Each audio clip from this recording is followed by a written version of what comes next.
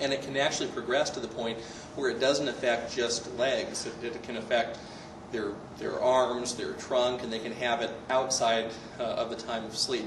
It's not necessarily just when people are asleep. You see it when people are just sedentary for a long time. So actually, I've got patients that can't fly. They can't be on a flight that lasts more than 3 hours because of their restless leg syndrome. And it was pretty poorly understood. We didn't understand what was going on with this. I actually had this when I was a kid, and I outgrew it, which is sort of unusual. But nobody knew what it was back then. I remember telling my parents about this. Oh, you got to call the car over. I just got to move. And parents looked at me like I was crazy. And my grandpa, one day, I was riding around with him, and I got to the point where I was almost crying about this. And I was telling him, and he said, Chris, he goes, I have the exact same thing.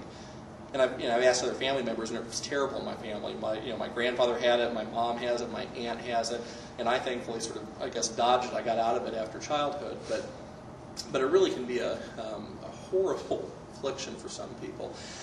There are some newer treatments that we have on it. Actually, some of the same medicines that we use to treat Parkinson's disease can be useful in treating restless leg syndrome, although restless leg syndrome is not a preview of Parkinson's. If you have restless leg syndrome, it doesn't mean that you're on your way to developing Parkinson's disease. But some of the medicines that have been useful in treating restless legs are some of the medicines that we use to treat Parkinson's disease, which is another movement disorder.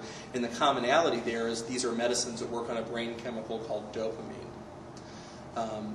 But a pretty under-recognized thing. It's one of these things, if you start asking friends and family, or if you ask your patients about it, and they're like, oh yeah, I see that. Or people see these ads on TV, and it's like, oh my gosh, I thought that was just me. I thought I was just crazy. I didn't know that was actually a real condition. So restless legs, and then something that else people can see, which is periodic limb movement disorder, where it's not like that creepy crawling feeling so much. It's more like every once in a while your legs will sort of jerk or move on you, which can also be disruptive to sleep. And then there's also nocturnal. Oh, I'm sorry. Go ahead. I was just going to ask about waking up in the middle of the night and then not being able to go back to sleep for several hours. Is there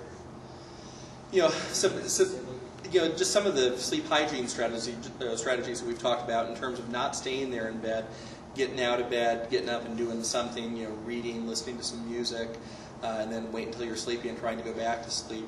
If you've tried that and that's not helped, sometimes we will use sleep medicines. Now, again, even though you may not have trouble falling asleep, if the problem is, hey doc, I fall asleep fine, but gosh, every night my sleep's broken, I wake up in the middle of the night, sometimes that can still be effectively treated by a medicine that you take each night at bedtime, provided it lasts long enough in your system to carry you through the night. Some of the shorter-acting sleep medicines, if you're having just a problem staying asleep, some of the shorter-acting sleep medicines may wash out of your system enough that you're still going to wake up in the middle of the night. There is one sleep medicine on the market that is very, very short-acting, and occasionally I've even used this for people that wake up in the middle of the night, and I'll say, okay, if you wake up in the middle of the night, and if you've got this pattern where when you're up for hours, go ahead and take this pill, because it can kick in very quickly and wash out of your body within about 3 or 4 hours. So I usually tell them, as long as you've got 4 more hours you can be in bed, you could take this pill in the middle of the night. That's probably not as good of a strategy as trying to treat it up front and catching the horse before it gets out of the barn. So even if you're not having trouble falling asleep, if you're having a consistent problem staying asleep, medicines could still be a reasonable treatment for that, but it might be important to focus on one of the medicines that's more likely to last longer, as opposed to one of the shorter acting sleep medicines, which is more appropriate if your problem is just falling asleep.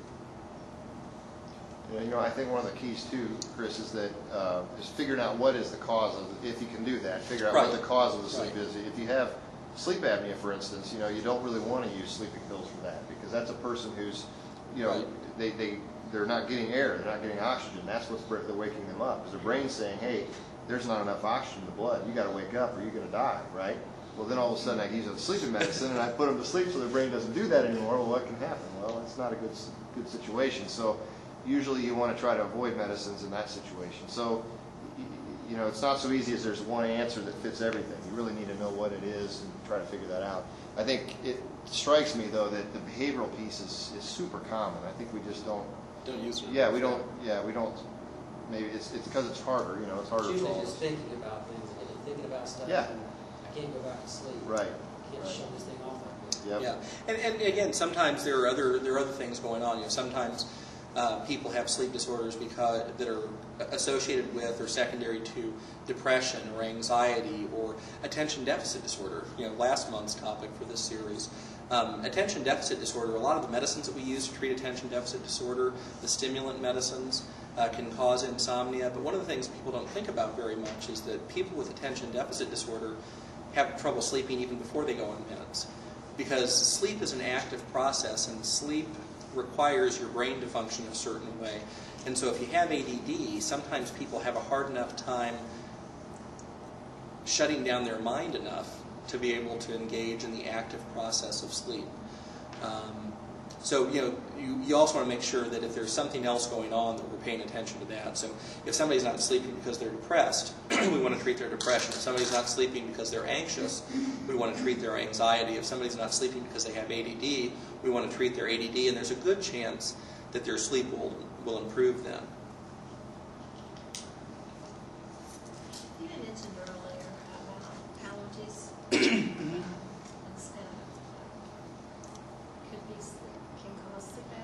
Well, to the extent that the allergies can worsen your airway, can obstruct your airway more. So, for example, if because of allergies you're having a lot of mucus, or the back of your throat is sort of swollen, or your tongue is sort of swollen because of environmental allergies, that can contribute to like a breathing related sleep disorder like sleep apnea. So, what I have a problem with, and I've always thought that it was my allergies because I arrest me for it, but my snoring is so embarrassing. But I never had in my life until I was allergic for the first time. There was a dog in the house, and then I had very severe anaphylactic shock and all that. Took the shots, and they really were frightening to me because I really would react terribly to them.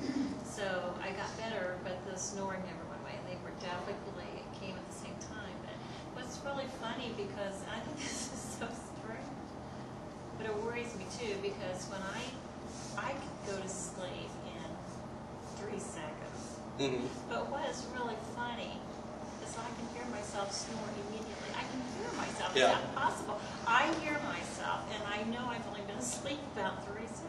Yeah, and that's not uncommon. You can't, because people will snore sometimes even before they're asleep. You get to that what we call stage 1 sleep, which is really sort of a transition stage between waking and sleep, where you sit there and like, what do I do? Wake yourself up. Yeah. So, but I couldn't possibly be getting. I think I'm sleeping good at night, but I'm told that I'm not. That I toss and I turn and I say things. Can that be dangerous to do that? To keep doing that over? Because I don't feel rested. Well, if you're obstructing, and if you're getting to the point where you're decreasing the amount of oxygen that's getting into your blood, or you're obstructing your airway enough that you're, waking up like that. Yeah, even if you're otherwise feeling like your energy is okay during the day, that can still be enough to put an additional burden on your heart and lungs. So the only way to know that is from the sleep study, because I hear myself, and then you kind of just tell yourself, okay, stop that. Yeah. Although there are some other alternatives that are becoming available. There are some other alternatives to formal sleep studies now. For example, there are devices that some primary care offices are starting to keep on hand, where you can actually you can give these things to patients. You can take them home overnight. You put these things on, and basically it measures the amount of movement each night, and it measures your breathing. And it's probably not as good as a sleep study, but the correlation between that and a full-blown formal sleep study is pretty good. So it may be a more effective screening tool for a case like this, where you're saying, gosh, I'm not having all this horrible daytime sedation and the other things I might normally associate with sleep apnea, and I'm not sure if I want to spend the money, or if I can convince the insurance to cover a full sleep study. This is certainly better than not doing anything. It doesn't give you as much data as a full sleep study does, but it's not a bad screening tool.